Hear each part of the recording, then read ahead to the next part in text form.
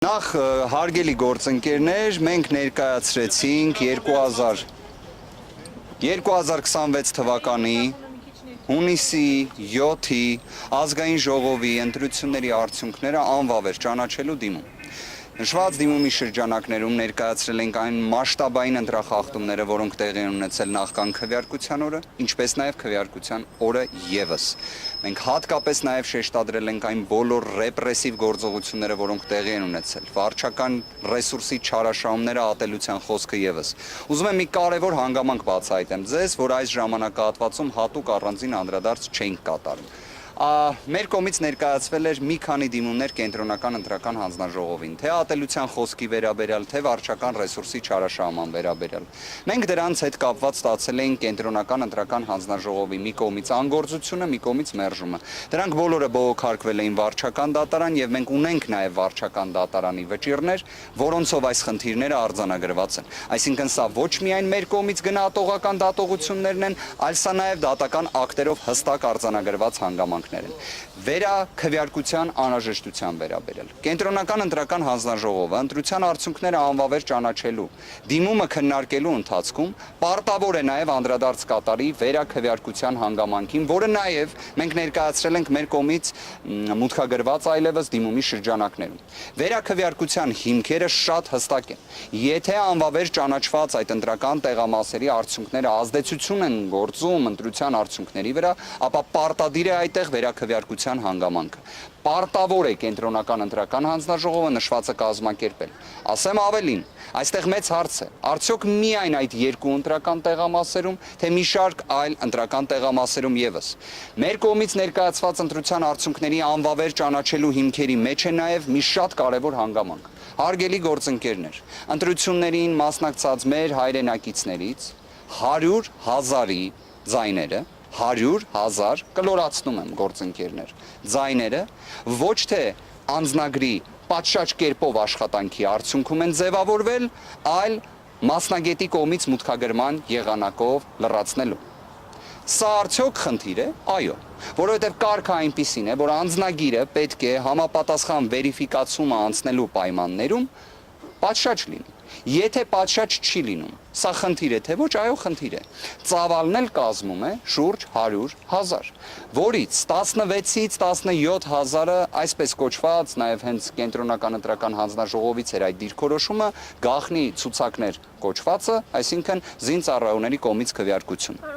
Արդյոք այս վիճակագրական տվյալը ևս էական նշանակություն ունի, միանշանակ։ Կներեք ավարտեմ, 17,000 քվեաթերթիկ շուրջ անվավեր է ճանաչվել։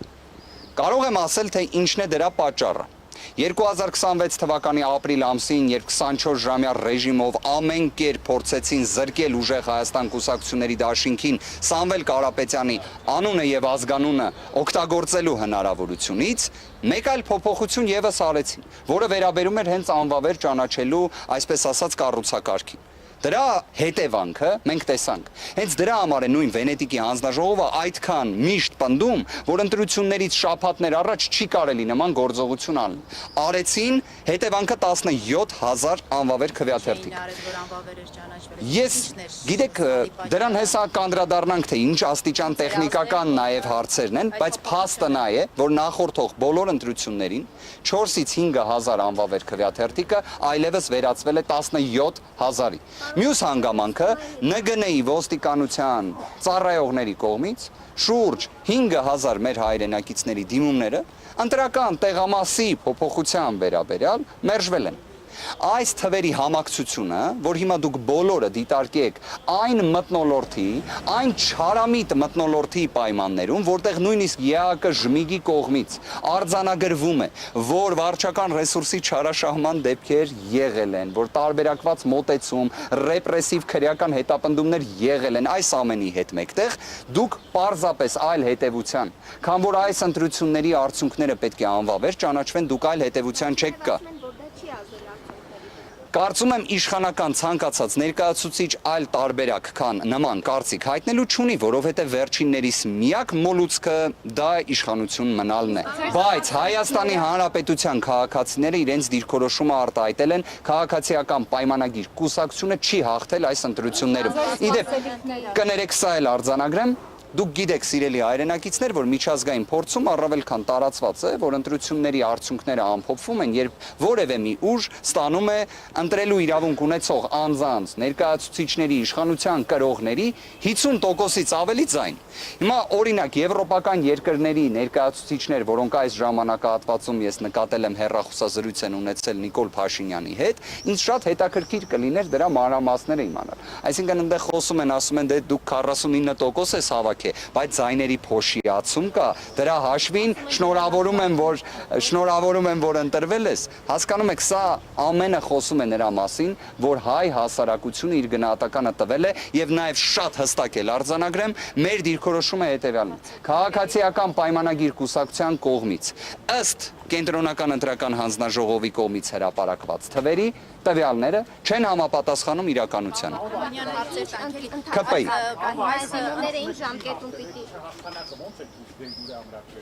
ԿՊ-ի հաղթանակի դեմ իրականացնելու ենք բոլոր միջոցները, դրանցից մեկը առնվազն այսօր իրականացրեցինք։ Իհարկե իրավական։ Ինչպես դիմումը քննվելու է առաջիկա կիրակի օրը, երբ ընտրության արդյունքների ամփոփումը տեղի կունենա։ Այո, բայց նույն օրը։ Այդ երկու տեղամասերը, որտեղ որ անվավեր ճանաչվեց, դրանցից մեկում դուք եք հենց դիմել, ճիշտ է վերահաշվարկի համար։ 35-65-ի մասին է խոսքը, այդտեղ նաև վստահված անձանցից, հենց ուժեղ Հայաստան կուսակցությունների դաշինքի վստահված անձանցից մեկը արձանագրում դրա վերաբերյալ կատարել էր։ Պահանջ վերահաշվարկի եւ ստացվում է, որ ԿՀ-ն իրականացրել է ձեր այդ պահանջը։ Մեր կողմից ներկայացված պահանջը չի վերաբերում տեխնիկական, պարզապես անվավեր ճանաչելու։ Եթե նշվածը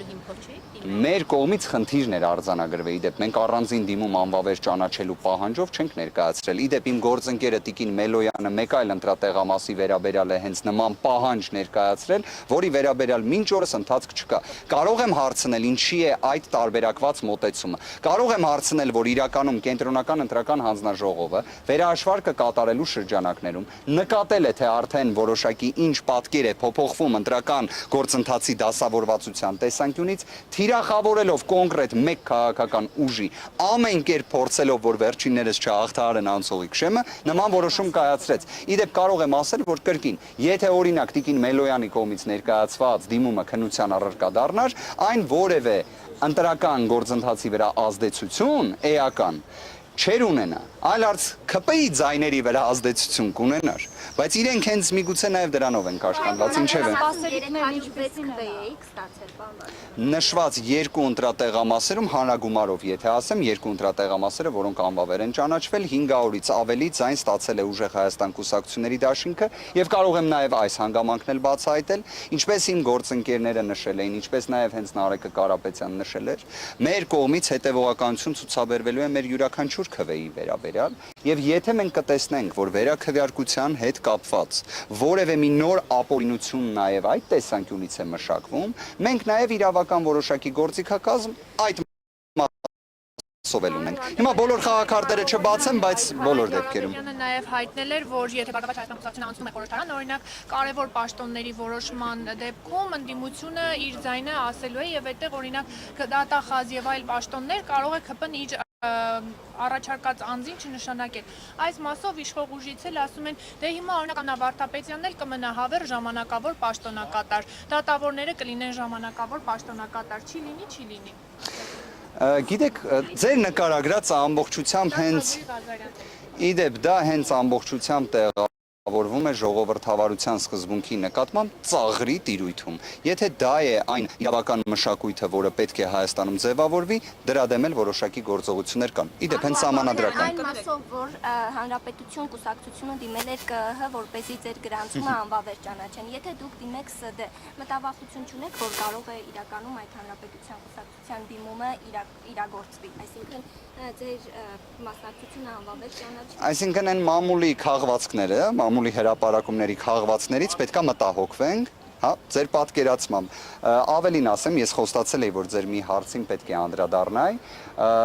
Կենտրոնական ընտրական հանձնաժողովի նախագահը արձագանքելով իմ կողմից ներկայացված դիմումին, որ անմեղության կանխավարկածը սահմանադրությամբ Հայաստանի Հանրապետության, որը դեռ չի փոխվել, էլի այդ սահմանադրության մեջ անմեղության կանխավարկածը գրված է, հստակ երաշխավորել է, որ անմեղության կանխավարկածը պետք է հարգվի։ Կենտրոնական ընտրական հանձնաժողովը ելնելով իմ կողմից ներկայացված դիմումից եւ այն արհեստական շարժումներից, որոնք տեղի էին ունենում ուժեղ Հայաստան կուսակցությունների դաշինքի վերաբերյալ, երբ ինչ որ օրինակ ձայնագրություն էին հրապարակում, որտեղ ուժեղ Հայաստան կուսակցությունների դաշինք բառը անգամ չի հիշատակվում, բայց վերագրում էին այդ ձայնագրությունը ուժեղ Հայաստան կուսակցությունների դաշինքին, ԿԸՀ նախագահը խնդրել էր, որ հակակոռուպցիոն կոմիտեի կողմից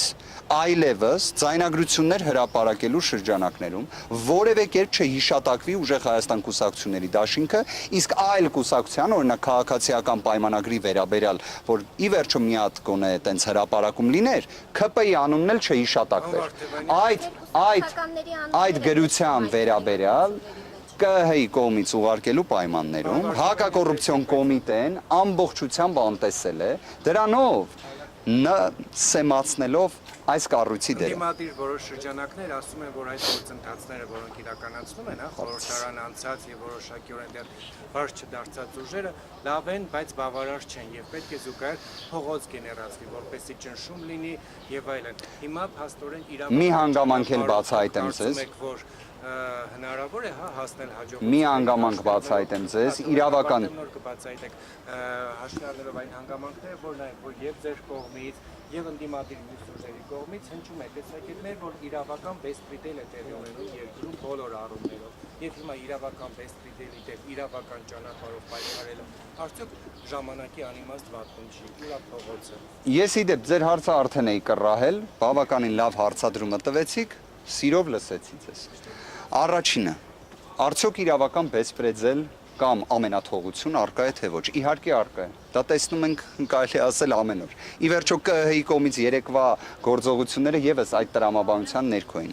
Արդյոք դրա դեմ իրավական որևէ մի գործողությունը արդյունավետություն չի ունենալու։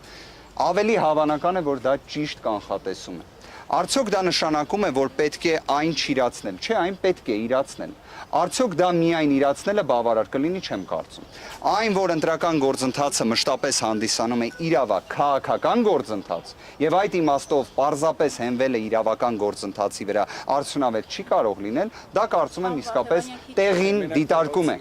Այն, որ պետք է լինի նաև որոշակիորեն քաղաքական զուգահեռ գործընթաց, կարծում եմ առավել քան ողջամիտ է, կներեք ավարտեմ։ Եվ կարծում եմ նաև այսօր հնարավորություն կունենաք լսելու ուժեղ Հայաստան կուսակցությունների դաշինքի առաջնորդ Սամվել Կարապետյանի նաև դիրքորոշումը, ով հիշեցման կարգով արդեն 1 տարի է, ինչ գտնվում է կալանքի պայմաններում եւ այդ պայմաններում էլ մենք ընտրություններ ենք ունեցել։ Պարոն Ծառուկյանը քիչ առաջ հայտարարություն է արել, ասելով, որ սկսում են քաղաքական կոնսուլտացիաներ քաղաքական ուժերի հետ միասնական օրակարգի եւ քայլերի մշակման համար։ Դուք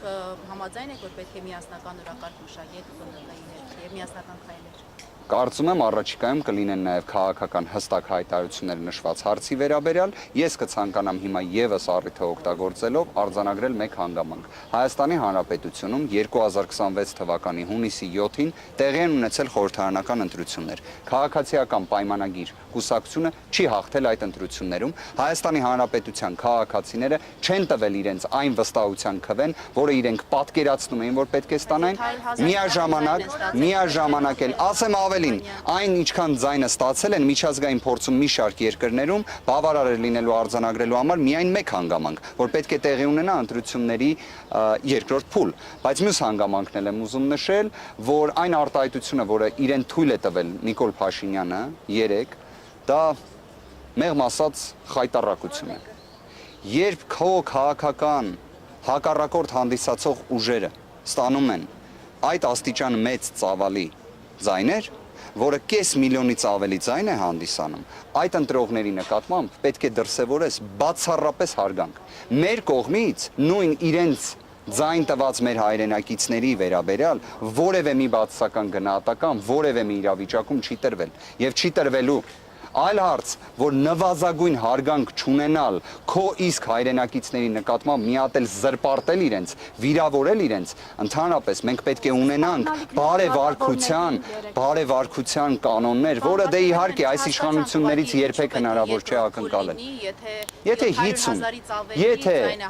այդ 700,000-ից ավելի ձայնի հետ կապված, ես ձեզ մեկ անգամ եւս էլ պնդումս կկատարեմ 100,000-ից ավելի ձայների հետ կապված, ինձ տվեք սպառիչ պատասխաններ։ Օրինակ, ինչի համար է ստացվում, որ այդ աստիճան շատ մենք ունենում ենք անվավեր քվեաթերթիկներ, որի պատճառը հետևանքային կապը տեսնում ենք։ Ինչի 80,000-ի շուրջ 80,000 մեր հայրենակիցների անձնագրերը չեն աշխատում։ Համառորեն տենց կարելի ասել վճռականորեն այդ խնդիրը արկա է լինում։ Ինչով է այս ամենը պայմանավորված։ Հիմա կներեք, եթե այս իմ ասած պնդումները որոշակիորեն հաստատված լինեին, նույնիսկ իրենց ձայների փոշիացման շնորհիվ կառավարություն ձևավորելու իբրև հնարավորությունն էլ արկա չէր լինելու։ Կներեք, հարգելի գործընկերներ, մեկ հարց է, ընտրությունների ժամանակ բազմաթիվ կառուցելի դեպքեր արձանագրվեցին։ Դուք ձեր դիմում այդ արձանագրել եք։ ոչ թե նման ձևակերպում ենք արձանագրել, մենք արձանագրել ենք ընտրական տեղամասերում այն ակնհայտ խախտման դեպքերը, նույնիսկ դուք տեսել եք ոնց է քաղաքացիական պայմանագրի ներկայացուցիչները ֆիզիկական ներգործություն են իրացնում։ Ասենք մենք տեսել ենք, որ ընտրատեղամասերից մեկից եկել են ուժեղ Հայաստան կուսակցությունների դաշինքի վստահված անձին ֆիզիկական ուժ գործադրելով ձերբակալել են, հաջորդ օրը ազատ են արձակել։ Հիմա դուք ինձ կասեք այդ ընտրատեղամասում ձայները ինչ պետք է լինեին։ Լավ, ի վերջո Արարատի մարզում։ Պարոն Վարդանյան, ասում եք այդ ձայնագրություններում ուժեղ Հայաստանի անուն չի հնչում, բայց բազմաթիվ կուսակցականների անուն են հնչում։ Հիմա կներեք, էլի, օրինակ Ղազենյան Դավիթի վերաբերյալ ձայնագրությունը դուք լսել եք։ Հիմա ստացվում է օրինակ ներողություն, էլի։ Հիմա եթե մեր երկու գործընկերները իրար հետ խոսալուց ձեր անունը տան, հիմա պետք է արդեն դրա համար գանձես մեղադրանք առաջադրեն։ Հիմա օրինակ, եթե մի ձայնագրություն հրապարակվի, որտեղ Նիկոլ Փաշինյանի անունն են տալի, ասում են օրինակ Նիկոլ Փաշինյանը կամ չգիտեմ մեկ այլ անձ այսինչ գործողություններն է անում, մենք էլ լսանք, բան սենց եւ այլն, հիմա պետք է գնան մեղադրանք առաջադրեն։ Դանիել Իոնիսյանը հենց այդ դրվագին անդրադարձել է, որ հանդիմել է հակակոռուպցիոն կոմիտե, նշում է ԿՀ-ն ուզում էր հանրությունը չիմանա, թե որ ուժերի համար է ընտրակաշառք բաժանվում, եւ նշել է նաեւ, որ ԿՀ-ն կամ պետք է արմատապես փոխվի կամ էլ դադարի գոյություն ունենալ։ Պատկերացնում եք ուրեմն ինչ աստիճան ճիշտ գործողություն է արել նույնիսկ ՔՊ հիմնադիր ժամանակին հանդես եկած Վահագն Հովակիմյանը, որ Դանիել Իոնիսյանը այդ աստիճան զայրացել է։ Ու պատկերացնում եք, մենք խոսում ենք իրավապաշտպանի մասին, ով պետք է անաչառ դիրքերից հանդես գա, ու որ թեմայի շուրջ է այսպիսի գնահատական տալի։ Նման գնահատական նույն անձը չի տալիս օրինակ, երբ Նիկոլ Փաշինյանի ատելության խոսքը տարածվում է ամբողջ հանրապետությունով եւ ԿՀ-ն պատասխանատվության միջոց չի կիրառում եւ մենք ստիպված վարչական դատարան ենք դիմում։ Բայց ինչա որ Վահագն Հովակիմյանի կողմից պատշաճ մի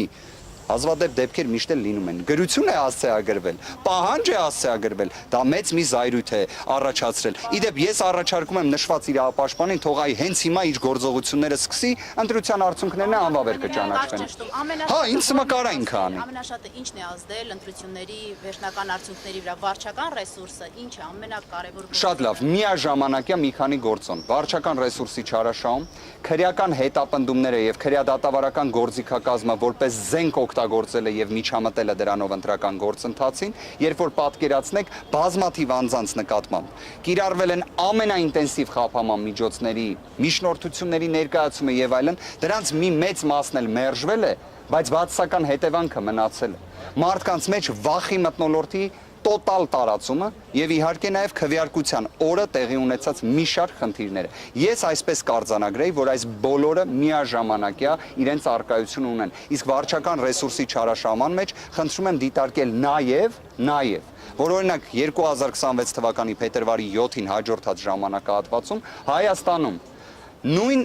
անձինք, որոնք մասնակցել են որպես падգամավորի թեկնածու ընտրություններին, իրականացնում են կենսաթոշակային բարեփոխում ապրիլ ամսին, որը իրենց ողջ քարոզարշավի ընթացքում օգտագործել են։ Ողջ քարոզարշավի ընթացքում, եթե նկատել եք, Նիկոլ Փաշինյանը հարցնում էր մարդկանց. «Բա լավ է, չէ՞ որ կենսաթոշակը բարձրացել է»։ Եթե սա ընտրակաշառքը չի, այլ ձևով իրացվող, իդեպ նաև հենց նույն ընտրակաշառքի հետ կապված, եթե մեր Հայաստանի Հանրապետության իրավապահ մարմինների անկախության երաշխիքները լինեին բարձր, կարծում եմ ձայնագրությունները կլինեին լրիվ այլ ուժերի վերաբերյալ։ Շնորհակալ եմ գործընկերներ, ձեզ լավ օր, Աստված պահապան։